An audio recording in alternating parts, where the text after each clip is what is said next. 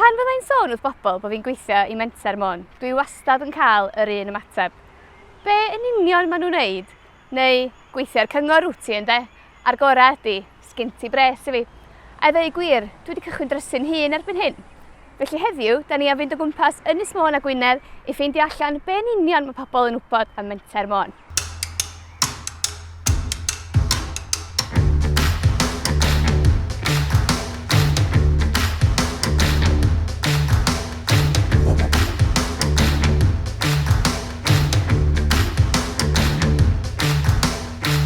What is Menter Môn and what do they do?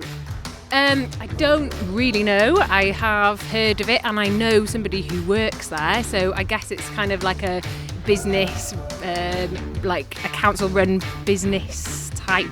I think it's some sort of employment company that looks after underprivileged children and things, is it? I'm not exactly sure, to be honest. So I thought that they helped with learning and mentoring on the island. I don't really know. We're new to the area and would like to know more about it. Oce, wow, dyna ddigon. Gadewch ni glirio hyn I fyny, ia? Mewn gwirionedd, mae Menter Môn yn gwneud llwyth o bethau gwahanol. Ond cadw bethau'n syml, na dorri nhw lawr I 6 categori. Iaith a diwylliant. Dyma lle mae'n tîm y Menteriaeth Môn yn ffynnu. Ei nod yw sicrhau fod Môn yn gadarnle ar gyfer y Gymraeg.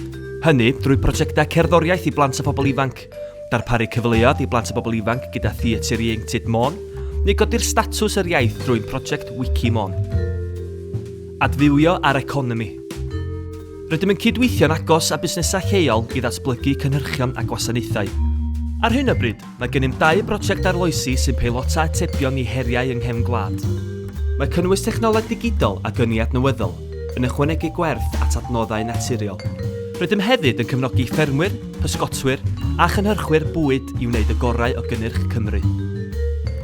Amgylchedd a chadwraeth. Mae gennym amgylchedd unigryw. Ymysg o rhywogaethau rydym wedi ei gwarchod yw'r wiwer goch, llygoden ddŵr a'r dyrfgi. Rydym hefyd wedi sefydlu gwarchod fedd natur lleol ledled yr ynys. A mae cwlwm siriol yn gwarchod yr ymgylchedd naturiol a sicrhau buddion iechyd yr un pryd. Hanes a threftadaeth. Caiff pobl I synnu pan ddwedwn fod gennym castell eu hunan. Cafwyd castell Abercheiniog mwyn I warchod a gwella mynediad cyhoeddus. Hefyd, rydym yn berchen ar nifer o adeiladau eraill, gan gynnwys neuadd y dref yn Llangefni a porth y tywysog ym Morthuthwy. Rydym wedi gweithio gyda'r gymuned ym mhob achos mwyn denu arian I sicrhau bod gan yr adeilad hyn dyfodol hir dymor. Inni adnewyddadwy.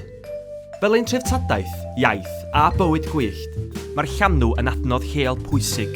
Da ni'n datblygu prosiect inni llanw fwyaf yn Ewrop oddi ar arfordir Ynys Gybi.